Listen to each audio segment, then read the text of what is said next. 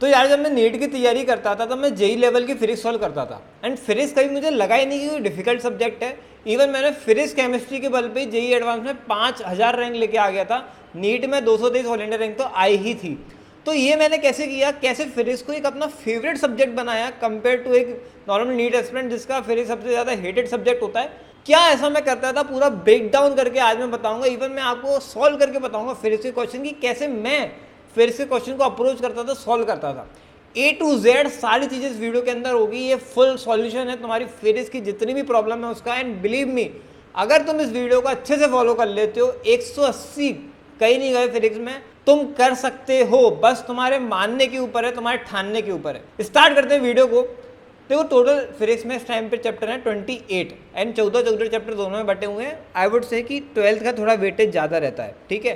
तो 12th को ज़्यादा अच्छे से फोकस करके पढ़ना, लेकिन 11 बेसिक बनाता है अपना। ये वाले जो चैप्टर्स होते हैं, straight line, motion in plane, laws of motion, work energy, ये कुछ ऐसे चैप्टर्स हैं जिनके बिना फिजिक्स हो ही नहीं सकती। स्पेशली जो स्टार्टिंग का जो अपना डिफरेंशियल इंटीग्रेशन है, कई सारे बच्चों को वही नहीं आता है। दोस्त ऐसे काम नहीं चलेगा, पहले बेसिक अच्छे से करो। अपनी ट्रिग्नोमेट्री, इंटीग्रेशन, डिफरेंशिएशन का बेसिक जो होता है वो आना चाहिए। इसके बाद कैसे करना है भैया फिर इसको अप्रोच, सबसे पहले तो क्लास ज्वाइन करनी है, ठीक है, ऑफलाइन ऑनलाइन जो अच्छी लगे वो। एंड क्लास के टाइम पे अच्छे से नोट्स बनाने हैं। आगे बताऊंगा कैसे इसको करना है, बट एक शॉर्ट में अगर बताऊं तो क्लास ली अच्छे से, बिल्कुल एक एक पॉइंट सुना, एंड उसके बाद घर पे आके बुक रीडिंग करी।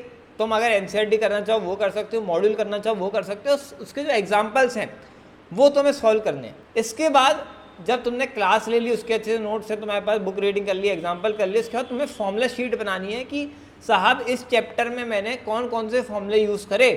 इसके बाद तुम्हें करनी है प्रैक्टिस, एंड उसके बाद एक टेस्ट प्रॉपर देना है बैठ के, टाइम लिमिट सेट करके। सर ये तीनों चीज़ें तो हो जाती हैं। इसके बाद जब हम क्वेश्चन लगाने बैठते हैं, जब क्वेश्चन की प्रैक्टिस करने बैठते हैं तो समझ में नहीं आता, तब ब्लैंक हो जाते हैं कि भैया कैसे। एंड ये केवल तुम्हारे साथ नहीं है, ये सब बच्चों के साथ है, 90% नीट एस्पिरेंट के साथ है। एंड इसका जो रीज़न है ना वो ये है कि हम बायो की तरह फिर इसको अप्रोच करते हैं। हम सोचते हैं बायो की तरह रट लेंगे, फॉर्मूले रट लेंगे, चीज़ों को रट लेंगे। साहब हमारे रेंचू जी बोल चुके हैं कि बच्चा काबिल बनो, काबिल कामयाबी जग मार के तुम्हारे पीछे भागेगी। अंडरस्टैंडिंग पे फोकस करो, चीज़ को समझो कि वहाँ पे हो क्या रहा है। सब फिर इसको रटना चाहते हैं, फॉर्मूले को रटना चाहते हैं, इसको समझना नहीं चाहते। अरे कोई डिफरेंशिएशन हो रहा है कि भाई एक्स स्क्वायर का डिफरेंशिएशन 2x है, तो कभी सोचा कि यार ये क्यों है, एक्स स्क्वायर का डिफरेंशिएशन 2x क्यों है, किसका मतलब क्या है, मीनिंग क्या है। जिस दिन तुम ये सब सोचने लगोगे ना, उस दिन फिजिक्स तुम्हारे लिए केक वॉक हो जाएगी। जब भी कोई सवाल लगाओ, मान लो ये बॉक्स रखा हुआ है इस तरीके से नीचे जा रहा है, अब ये सोचो तुमने सवाल सॉल्व कर लिया तो मैं आ गया। अब ये सोचो कि अगर ये ऊपर जा रहा होता तो क्या होता, तो क्या इक्वेशंस रखती, तो किस तरीके से सिनेरियो होता। कोई बॉल है वो नीचे अपन ने फेंकी, मान लो ऊपर जा रही होती तो किस तरीके से होता। ये सोचना पड़ेगा तुम्हें। हर एक एग्जाम्पल में ये नहीं बस एग्जाम्पल लगा के छोड़ दिया, नहीं, उसका अपोजिट सिनेरियो में क्या होता, कोई स्पेशल केस बनता तो क्या होता, ये होता तो क्या होता, और अपने डाउट्स क्लियर करना, ये बहुत इंपॉर्टेंट है। तो फिर से अगर मैं तुम्हें शॉर्ट में बताऊं, क्लास में डिटेल नोट्स बनाने हैं, उनको रिवाइज करना है एवरी टेस्ट। इसके बाद एनसीईआरटी रीड करो, तो मैं पर्सनली सजेस्ट करता हूँ कि करना चाहिए, बाकी तुम्हारी मर्जी है। और एनसीईआरटी के एग्जाम्पल करो एंड एमसीक्यू लगाओ 150 से लेके 200 तक। एंड फिर मोस्ट इंपॉर्टेंट है पीवाईक्यू करो 36 साल के एवरी चैप्टर के, क्योंकि अल्टीमेटली हमें इसको टारगेट करना है, इसको हमें सॉल्व करना है। अगर पीवाईक्यू नहीं बने तो कोई मतलब नहीं है, पढ़ाई छोड़ दो। भैया ऐसे मत बोलो। देखो मैं तुम्हें एक बात बता रहा हूँ कि पीवाईक्यू बहुत इंपॉर्टेंट है। सब कहानी होने के बाद पीवाईक्यू बनना चाहिए। बुक्स क्या क्या यूज़ करें भैया फिजिक्स के लिए, देखो एनसीईआरटी, फिर मॉड्यूल किसी भी अच्छी कोचिंग की, तुम्हें पता ही है, ठीक है। और फिर तुम्हें और क्वेश्चंस लगाने हैं, तो एक यूनिवर्सल सेल स्कॉलर आती है, ये स्पॉन्सर्ड वीडियो नहीं है, ये मेरा सजेशन है, तुम ये ले सकते हो। एक और आती है डीसी पांडे, वो भी तुम ले सकते हो। एचसी वर्मा मैं सजेस्ट इसलिए नहीं करता हूँ क्योंकि मुझे वो नीट ओरिएंटेड नहीं लगती है, वो मोर ऑफ जेई ओरिएंटेड है। तो अगर तुम्हें जेई देना है तो तुम एचसी वर्मा यूज़ करो। इसके बाद भैया क्या हमें फिजिक्स की एनसीईआरटी पढ़नी चाहिए, बहुत बड़ा सवाल है। देखो मैं कहूँगा अगर पूरी नहीं पढ़ो तो समरी पढ़ो, एटलीस्ट फॉर्मूले एटलीस्ट जो एनसीईआरटी में दिए हैं वो तुम्हें रटे होने चाहिए, और सॉल्व एग्जाम्पल जितने भी एनसीईआरटी में दिए हैं वो तुम्हारे होने ही चाहिए। डायरेक्ट क्वेश्चन आता है नीट में, तुम्हें ऐसी बहुत सारी वीडियो मिल जाएंगी यूट्यूब पे जिनमें बताया गया कि भाई डायरेक्ट क्वेश्चन नीट में एग्जाम्पल से उठा के दे दिया। Formula sheet I would suggest तुम अपनी बनाओ, बट फिर भी मेरे पास जितने भी टॉपर्स मेरे से कॉन्टैक्ट में हैं मैं उनकी फॉर्मूला शीट लेते रहता हूँ। मैंने अभी रिसेंट में फ्री में मेरे टेलीग्राम चैनल पर डाली है, तो तुम मेरे डिस्क्रिप्शन में जाना है यहाँ पे नीचे, वहाँ तुम्हें लिंक मिल जाएगी एंड तुम्हें फॉर्मूला शीट मिल जाएगी अच्छे बड़े बड़े टॉपर्स की, जिन्होंने अच्छे से फॉर्मूला लिखा है। आई वुड से देखो तुम्हारी बनाएगी तो बेस्ट है, तुम इनको भी रेफर करके अपना मिक्स करके कुछ अच्छा बना सकते हो, वो बेस्ट काम हो जाएगा। ठीक है, अब बात करते हैं सबसे इंपॉर्टेंट, क्लियरिंग डाउट। फिजिक्स एक ऐसा सब्जेक्ट है जिसमें अगर तुम्हें डाउट क्लियर नहीं करे, तुमने अपने मन में सोचने लगे अच्छा इसका ये होगा वो होगा, सर से कौन पूछेगा, हमें तो कुछ आता नहीं है, हम कहाँ बेइज्जती कराते फिरेंगे क्लास में। दोस्त सबसे बड़ी गलती है ये। मैं अपनी क्लास में सबसे ज़्यादा बेइज्जती कराता था अपनी, उल्टे सीधे डाउट पूछता था, जो कुछ नहीं आया सब पूछता था।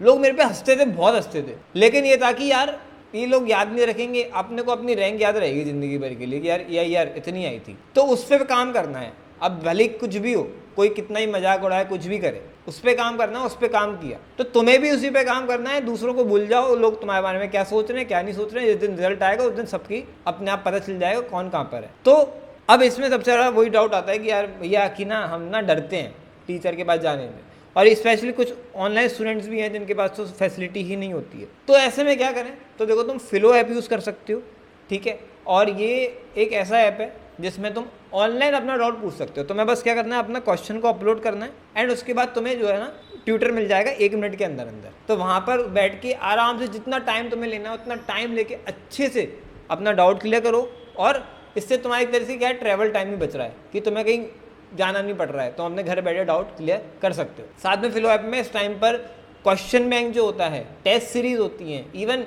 प्राइवेट सेशन जो होते हैं, मतलब क्लासेस तुम्हें इस टाइम पे मिल जाएंगी फिलो ऐप पे। तो ये सारी चीज़ें फिलो ऐप में मिल रही हैं, तो तुम जाके एक्सेस कर सकते हो। नीचे डिस्क्रिप्शन में मैंने लिंक दे दी है, जाओ जाके एक्सप्लोर करो, चीज़ें तुम्हारे काम आ सकता है। स्पेशली डाउट वाला फीचर तो आई वुड से कि 100% रिकमेंड करूंगा मैं, काम आ सकता है। अब बात आती है वही वाली कि भैया हमने ना सब कर लिया लेकिन क्वेश्चन सॉल्व नहीं होते एग्जाम में, कैसे करें, कैसे अप्रोच करें, मैं आपको बताता हूँ। सबसे पहले क्वेश्चन को रीड करना है, 2 बार रीड करना है, एक बार आगे से एक बार पीछे से। पीछे से क्यों बताता हूँ, उसके बाद ड्रॉ करना है डायग्राम, ठीक है, जो क्वेश्चन में दिया उसको ड्रॉ करना अच्छे से, और फिर नीट कैलकुलेशंस करनी है। पीछे से क्या क्या चीज़ें रीड करनी है, क्या क्या चीज़ों पे स्पेशल फोकस होना चाहिए। नॉट एक ऐसा शब्द है जो पूरे क्वेश्चन का मतलब बदल देता है और तुम्हारा आंसर गलत करवा देता है।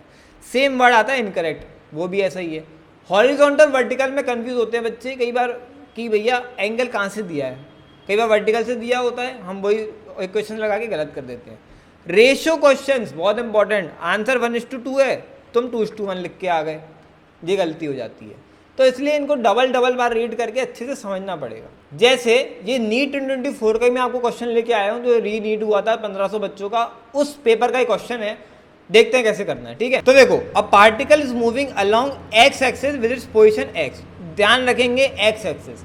कई बार जब 2D में क्वेश्चन आता है तो उसमें वाई एक्सिस भी होती है, एक्स एक्सिस अलग अलग होती है, तो ध्यान से ये चीज़ पढ़नी है।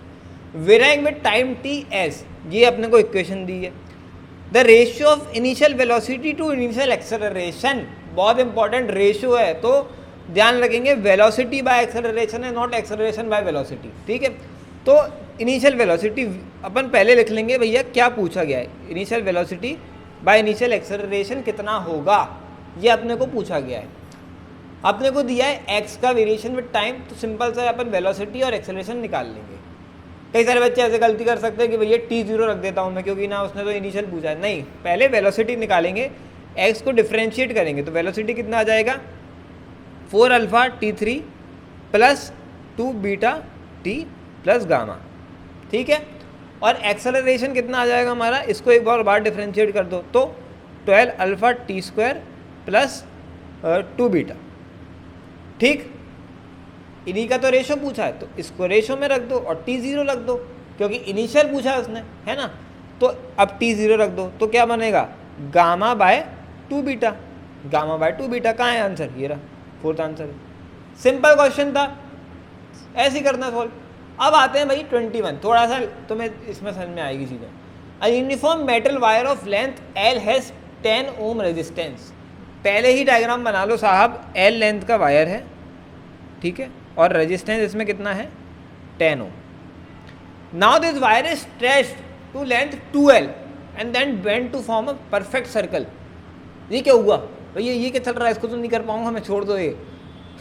The equivalent resistance across any arbitrary diameter of this circle is.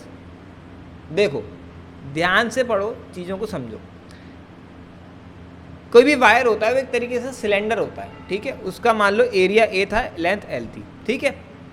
अब क्या हुआ कि अब उसने उसको स्ट्रेच कर दिया, लंबा कर दिया, 2L कर दिया, तो एरिया कितना हो जाएगा, तो बाय कंजर्वेशन ऑफ वॉल्यूम, ठीक है, ए एल जो होगा, मान लो ए डैश एरिया होगा तो A L equal to 2L A dash, है ना, तो ए डैश हो जाएगा हमारा a बाय 2, मतलब कि ये हो जाएगा a बाय 2, आधा एरिया हो जाएगा, लेंथ डबल हुई तो। अब इसको एक सर्कल बना दिया, इसका एक सर्कल बना दिया, इसको कन्वर्ट कर दिया अपन ने सर्कल में, ठीक है साहब।